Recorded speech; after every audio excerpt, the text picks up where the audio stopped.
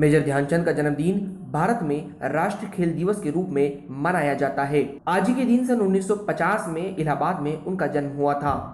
प्रयागराज में पैदा हुए ध्यानचंद को खेल जगत की दुनिया में दद्दा कहकर पुकारा जाता था। इस दिन सर्वोच्च खेल सम्मान राजीव गांधी खेल रत्न के अलावा Arjun award, Dhyanchand award, Dronacharya award आदि दिए जाते हैं।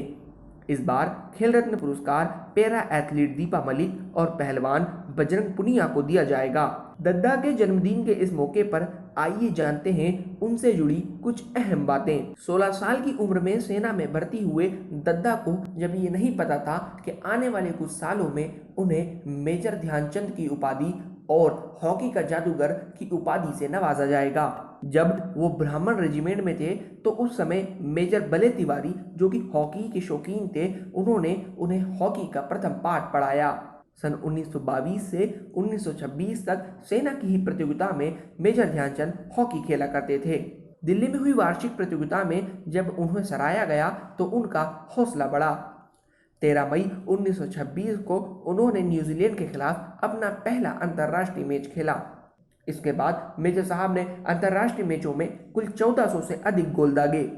1936 के बर्लिन ओलंपिक खेलों में ध्यानचंद को भारतीय टीम का कप्तान चुना गया। इसके बाद 1938 में उन्हें वायसराय का कमीशन मिला और वे सूबेदार बनाए गए। उसके बाद एक उन्हें प्रमोशन पर प्रमोशन मिलता गया और स्वतंत्र भारत में वो मेजर बना दिए गए। ध्यानचंद ने अपनी करिश्माई हॉकी से जर्मन तानाशाह हिटलर ही नहीं बल्कि महान क्रिकेटर डॉन ब्रैडमैन को भी अपना कायल बना दिया था। ये भी एक संयोग है कि खेल जगत की इन दोनों महान हस्तियों का जन्मदिन 2 दिन के अंतर में पड़ता है। दुनिया ने 27 अगस्त को ब्रैडमैन की जन्मदशमी बनाई तो 29 अगस्त को वो ध्यानचंद का जन्मदिन बना रहे हैं, जिसे भारत में खेल दिवस के रूप में मनाया जाता है। ब्रैडमैन हॉकी के जादूगर से उम्र में 3 साल छोटे थे। अपने अपने फन में माहिर ये दोनों खेल हस्तियां केवल अपने जीवन काल में एक ही बार एक दूसरे से मिली थीं। वो बात है 1935 की, जब भारतीय टीम ऑस्ट्रेलिया और न्यूजीलैंड के दौरे पर गई हुई थी। तब भारतीय टीम एक मैच के लिए एडिलेड में थी और ब्रैडमैन भी वहां मैच खेलने आए हुए थे। ब्रैडमैन और ध्यानचंद दोनों तब एक दूसरे से मिले थे।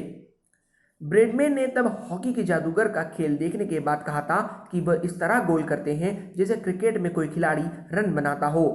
यही नहीं, ब्रैडमैन को जब बताया गया ध्यानचंद ने इस दौरे में 48 मैचों में कुल 201 गोल दागे हैं तो उनकी टिप्पणी थी कि ये किसी हॉकी खिलाड़ी के बनाए गोल हैं या क्रिकेट खिलाड़ी के रन। ध्यानचंद ने इसके 1 साल बाद बर्लिन ओलंपिक में हिटलर को भी अपना कायल बना लिया था। उस समय का एक दिलचस्प किस्सा कुछ यूं है कि हिटलर ने उन्हें खाने पर बुलाया था।